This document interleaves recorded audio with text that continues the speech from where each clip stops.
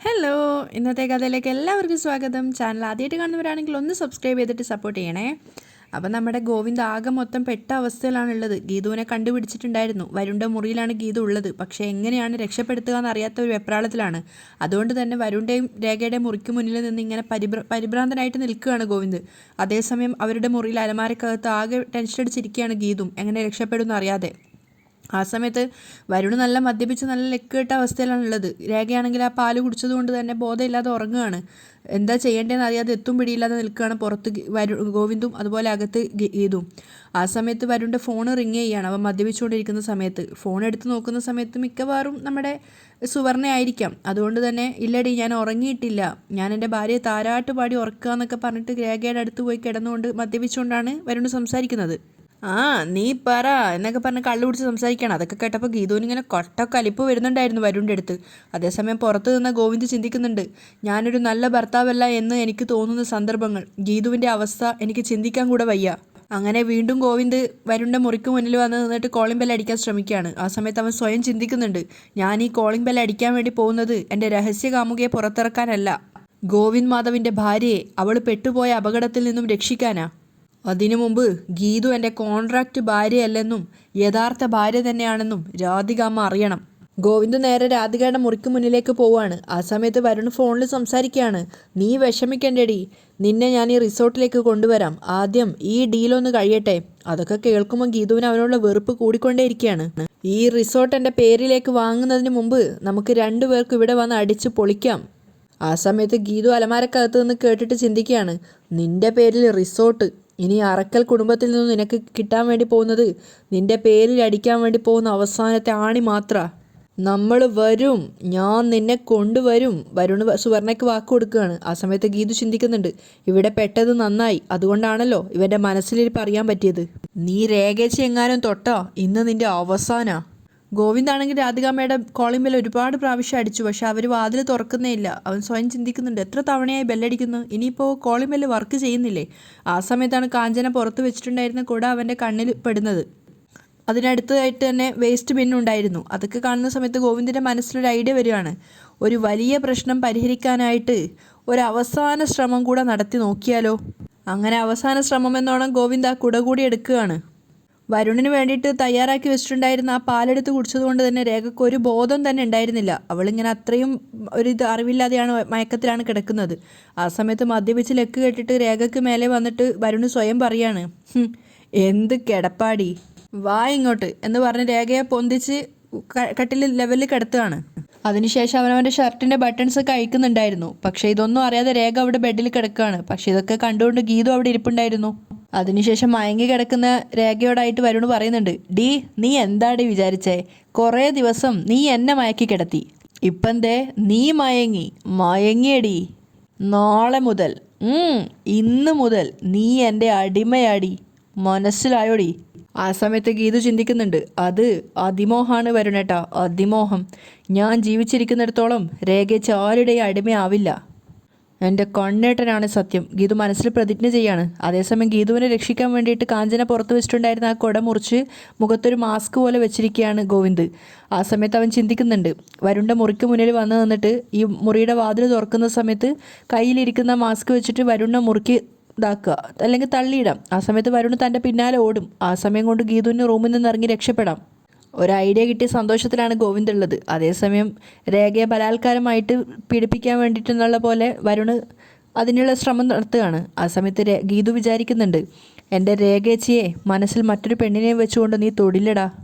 വരുൺ ഏകദേശം രേഖയ്ക്ക് അരികിലേക്ക് പോയിക്കൊണ്ടിരിക്കുന്ന ആ സമയം കൊണ്ട് ഗീതു അലമാരയിൽ നിന്ന് ഇറങ്ങുകയാണ്. അതിനുശേഷം അവിടെ വെച്ചിട്ടുണ്ടായിരുന്ന ഒരു ഫ്ലവർ വേസ് എടുത്ത് വന്ന് പതിയെ വരുണിൻ്റെ തലക്കടിച്ച് ഒരൊറ്റ അടിയാണ്. അപ്പോഴേക്കും വരുണിന് ഏകദേശം തലക്ക് നല്ലൊരു സ്റ്റക്കായിട്ടുള്ളൊരു അവസ്ഥയിലായിട്ടുണ്ടായിരുന്നു. വരുണ് തിരിഞ്ഞു നോക്കുന്നതിന് മുമ്പ് തന്നെ അവിടെ ബോധം കെട്ട് രേഖയ്ക്ക് മേലെയായിട്ട് വീഴുകയാണ്. ആ സമയത്ത് രേഖയെ നോക്കിയിട്ട് നിഷ്കളങ്കായിട്ട് ഗീതു പറയുന്നുണ്ട്, ഉറങ്ങിക്കോ രേഖച്ചി, പക്ഷേ നിങ്ങളൊന്നും ചെയ്യാൻ ഞാൻ ആരെയും അനുവദിക്കില്ല എന്നൊക്കെ ഒരു സന്തോഷത്തോടെ പറയാണ്. അപ്പോഴാണ് പുറത്തുനിന്ന് കോളിംഗ് ബെൽ കേൾക്കുന്നത്. അത് കേട്ടതും ഗീതുവിന് വീണ്ടും ടെൻഷൻ ആവുകയാണ്. ദൈവമേ, ഇനി അടുത്ത ഇതാരാ എന്നൊക്കെ ചിന്തിക്കുന്നുണ്ട്.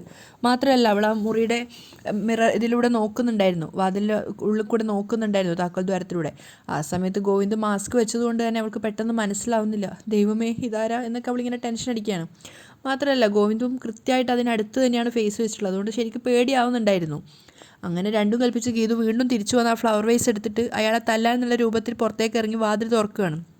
മാത്രമല്ല വാതിൽ തുറന്നതും ഗീതു അറ്റാക്ക് ചെയ്യാൻ വേണ്ടി ശ്രമിക്കുന്നുണ്ട്. അപ്പോഴേക്കും ഗോവിന്ദ് അവളുടെ കൈക്ക് തടഞ്ഞു പിടിക്കുകയാണ്. എന്നിട്ട് പെട്ടെന്ന് തന്നെ മാസ്ക് വലിച്ചിട്ട് പറയുന്നുണ്ട്, ഞാനാണ് ഗീതു എന്നൊക്കെ പറയുന്ന സമയത്താണ് ഗീതു അടി നിർത്തിയത്. ഗീതു ഞാനാ. അപ്പോഴേക്കും ഗീതു ആകെ ടെൻഷനായിട്ട് ഗോവിന്ദിനെ നോക്കുകയാണ്. കണ്ണേട്ടാ. ഗോവിന്ദ് നോക്കുന്ന സമയത്ത് രേഖയും കെട്ടിപ്പിടിച്ചുകൊണ്ട് വരുണ് കിടക്കുകയാണ്. അപ്പം പെട്ടെന്ന് തന്നെ സന്തോഷത്തോടെ ഗോവിന്ദ് ചോദിക്കുന്നുണ്ട്, വരുണും രേഖയും ഉറക്കമായോ? അപ്പം ഗീതു പറയാണ്, ഉറക്കമല്ല, രണ്ടാളും ബോധം കെട്ട് കിടക്കുക. എന്തോന്ന്, നീ അവരെ തട്ടിയോ? ഗീതുവിൻ്റെ കൈയും കാലും ഒക്കെ വേദനിക്കുന്നുണ്ടായിരുന്നു. അവൾ പറയാണ്, കഥയൊക്കെ ഞാൻ പിന്നെ പറയാം, വേഗം ഇവിടുന്ന് പോവാം. അങ്ങനെ ഗീതുവും ഗോവിന്ദും കൂടി അവരുടെ മുറിയിലേക്ക് പോവാണ്. ഒരു വിധത്തിൽ രക്ഷപ്പെട്ടു. ഗോവിന്ദ് പറയാണ്, അങ്ങനെ രക്ഷപ്പെടണമെങ്കിലേ എത്രയും പെട്ടെന്ന് ഇവിടുന്ന് പോവണം. ഗീതു പറയുന്നുണ്ട്, ആരെങ്കിലും നമ്മളെ കണ്ടുപിടിച്ചാ ഭയങ്കര നാണക്കേടാ. നമ്മൾ രണ്ടുപേരും കള്ളം പറഞ്ഞ് ഒളിച്ചോടിയതാണെന്ന് എല്ലാവരും കരുതൂ. ലോക ചരിത്രത്തിൽ തന്നെ ആദ്യമായിട്ട് ഒളിച്ചോടിയ ഭാര്യ ഭർത്താക്കന്മാരായി മാറും നമ്മൾ. അപ്പോൾ ഗോവിന്ദ് പറയുന്നുണ്ട്, നീ പെട്ടു എന്ന് അറിഞ്ഞപ്പോൾ തന്നെ രാധികാമ്മയോട് എല്ലാം തുറന്നു പറയാൻ വേണ്ടി പോയതാ ഞാൻ. ചെന്ന് ബെല്ലടിച്ചു, പക്ഷേ കോളിംഗ് ബെല്ല് വർക്ക് ചെയ്യുന്നില്ല. അപ്പോൾ ഗീതു തമാശയാക്കാണ്, രാധികാമ്മ AGMന് മാത്രമല്ല കോളിംഗ് ബെല്ലിനും പേടിയായി കാണും. ഗോവിന്ദ് ചമ്മി നിൽക്കുകയാണ്. അപ്പോൾ ഗീതു പറയുന്നുണ്ട്, കഥാപ്രസംഗമൊക്കെ പിന്നെ നടത്താം, നമുക്ക് വേഗം ഇവിടുന്ന് പോവാം. അതെങ്ങനെ, നേരം വെളുത്താലല്ലേ ഹൗസ് ബോട്ട് ഇറക്കാൻ പറ്റൂ? ഗോവിന്ദ് തിരിച്ചു ചോദിച്ചാൽ കേട്ടപ്പോൾ ഗീതു ശരിക്കും ഞെട്ടുകയാണ്. അതുകൊണ്ട് നമുക്ക് ഫസ്റ്റ് നൈറ്റ് ഒക്കെ കഴിഞ്ഞ് നേരം വെളുക്കുമ്പം പോവാം. ഗോവിന്ദ് അടുത്തൊരു സജഷൻ പറയാണ്. അത് കേട്ടതും ഗീതുവിന് ദേഷ്യം വരികയാണ്. അവൾ ചാടി എഴുന്നേറ്റിട്ട് പറയാണ്, നിങ്ങളെ പൂവിരിച്ച ഈ ബെഡിൽ ഫസ്റ്റ് നൈറ്റ് സ്വപ്നം കണ്ട് കിടക്കുമ്പോഴേ ഞാൻ 4-5 മണിക്കൂറായിട്ട് ആ അലമാരക്കകത്ത് ഒടിഞ്ഞു മടങ്ങിയിരിക്കുകയായിരുന്നു, അറിയോ? എൻ്റെ നടുവും ദേഹവും ഒന്നും അനക്കാൻ വയ്യ. ഇനി ഫസ്റ്റ് നൈറ്റ് കൂടി ആയാലേ എന്നെ നേരെ എടുത്തങ്ങ് മോർച്ചറിയിൽ വെച്ചാൽ മതി. അപ്പോൾ ഗോവിന്ദ് അവിടെ മുട്ടുകുത്തി ഇരുന്നിട്ട് പറയാണ്, ദയവ് ചെയ്ത് ഇങ്ങനെ കടുത്ത വാക്കുകളൊന്നും പറയരുത്. ഒരു പെയിൻ കില്ലറും കഴിച്ച് കുറച്ചു നേരം റെസ്റ്റ് എടുക്ക്. അത് കഴിഞ്ഞിട്ട് നമുക്ക് വളരെ സിമ്പിളായിട്ട്. അത് കേട്ടതും ഗീതു ഗോവിന്ദിൻ്റെ കൈ പിടിച്ച് ഒടിച്ചുകൊണ്ട് ചോദിക്കുകയാണ്, സിമ്പിളായിട്ട് വേണ്ട.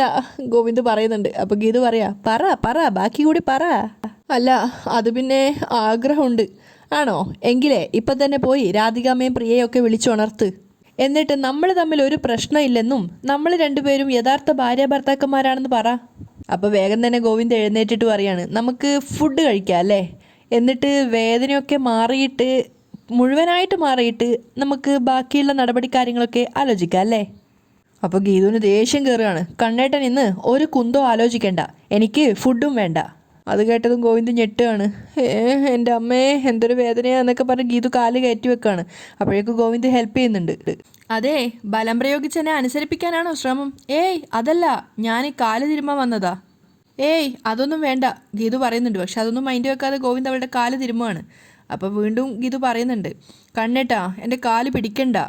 അപ്പോൾ ഗോവിന്ദും വിട്ടുകൊടുക്കുന്നില്ല. അയ്യോ, എന്തൊരു ത്യാഗി, എന്നെക്കൊണ്ട് മൂക്കൊണ്ട് ഇക്ഷ വരപ്പിക്കാൻ ഒരു മടിയില്ലാത്ത കക്ഷിയാ.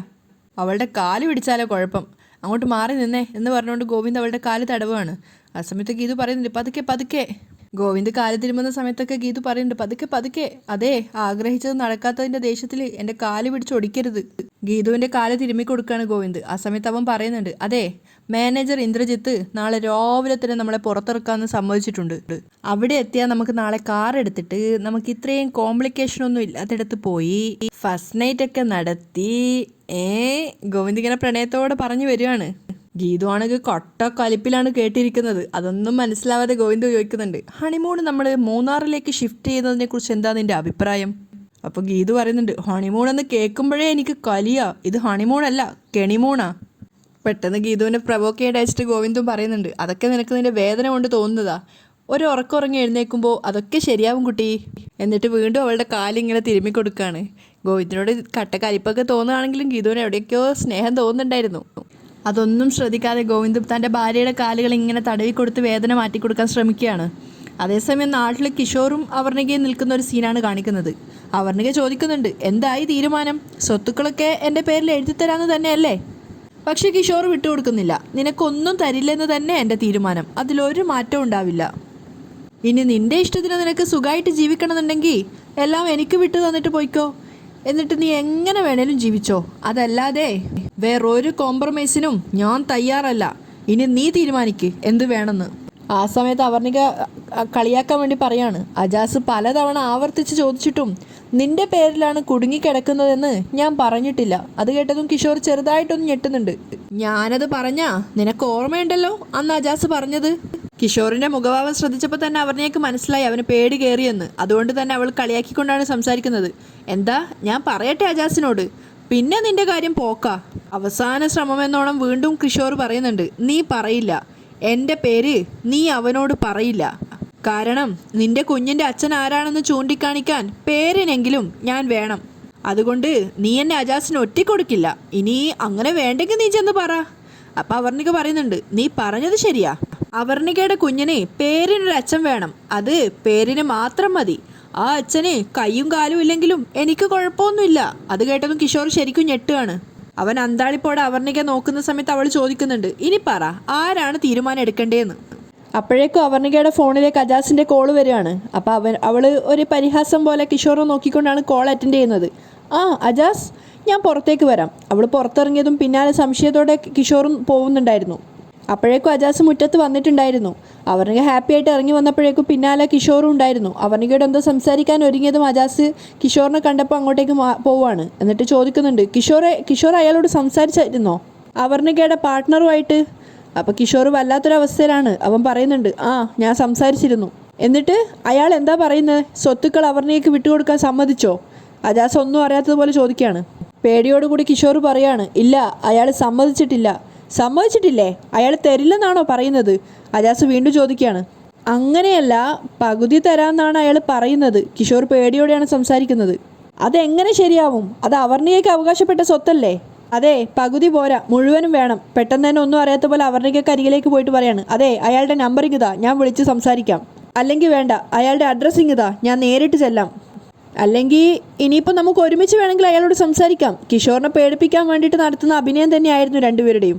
അത് കേട്ടതും അവർണിക കിഷോറിനെ തന്നെ നോക്കി നിൽക്കുകയാണ്, തുറച്ചു നോക്കിക്കൊണ്ട്. ആ സമയത്ത് കിഷോർ വേഗം പറയുന്നുണ്ട്, ഏയ് അതിൻ്റെ ഒന്നും ആവശ്യമില്ല, ഞാൻ അയാളോടൊന്ന് സംസാരിച്ച് നോക്കട്ടെ, എന്നിട്ട് അജാസ് ഭായിയോട് വിവരം പറയാം. അപ്പോൾ അജാസ് പറയുന്നുണ്ട്, എന്തായാലും ശരി, എത്രയും വേഗം മാറ്റണമെന്ന് അയാളോട് പറ. അതിനുശേഷം അവർണികയോട് പറയാണ്, അതെ ഗോവിന്ദ് സാറ് കുറച്ച് പ്രധാനപ്പെട്ട കാര്യങ്ങൾ എന്നെ ഏൽപ്പിച്ചിട്ടുണ്ട്, എല്ലാം ഇന്ന് തന്നെ തീർക്കേണ്ടതാ. അപ്പോൾ അവർണിക ചോദിക്കുന്നുണ്ട്, എന്താ കാര്യമെന്ന് എന്നോട് കൂടി പറയാവുന്നതാണോ? പിന്നെ പറയാവുന്നത് തന്നെയാ. താനേ കാറിൽ കയറ്, നമുക്ക് പോകുമ്പോൾ സംസാരിച്ച് പോവാം. ഓക്കെ. ചിരിച്ചുകൊണ്ട് കിഷോറിനെ നോക്കിക്കൊണ്ട് അജാസിൻ്റെ കാറിൽ കയറാൻ വേണ്ടി പോവാണ് അവർണിക. ആ സമയത്ത് അജാസ് വീണ്ടും കിഷോറിനോട് പറയുന്നുണ്ട്, അയാൾ എന്ത് പറഞ്ഞാലും എന്നോട് കൂടെ പറ, നമുക്കത് മുഴുവൻ അയാളുടെ കയ്യിൽ നിന്ന് വാങ്ങിച്ചെടുക്കാന്നേ. ആ പറയാം, കിഷോർ പേടിയോടെ പറയാണ്. അപ്പം ശരി. അജാസ് നേരെ ഡ്രൈവിംഗ് സീറ്റിലേക്ക് പോവാണ്. കോ ഡ്രൈവിംഗ് സീറ്റിലായിട്ട് അവർണിക ഇരിക്കുന്നുണ്ട്. അവർണിക തുറിച്ചു നോക്കിക്കൊണ്ട് നിൽക്കുകയാണ് കിഷോറിനെ. കിഷോർ തിരിച്ചും. ഇങ്ങനെയൊക്കെ പാർട്ട്ണർ ചെയ്യുമ്പോൾ ഉണ്ടാവുന്ന വേദന എത്രയാണെന്ന് കിഷോറിനെ അറിയിക്കണമെന്ന് അവർണികയ്ക്ക് നന്നായിട്ട് ആഗ്രഹം ഉണ്ടായിരുന്നു. അജാസിൻ്റെ കാർ അവിടുന്ന് പോയതിനു ശേഷം കിഷോർ ചിന്തിക്കുന്നുണ്ട്, ഇവൻ്റെ ഈ പോക്ക് അവസാനിപ്പിക്കണം, അല്ലെങ്കിൽ അത് അപകടമാണ്. കിഷോർ മനസ്സിൽ ചിന്തിക്കുകയാണ്. അവിടെയാണ് ഇന്നത്തെ എപ്പിസോഡ് വൈൻഡപ്പ് ചെയ്യുന്നത്.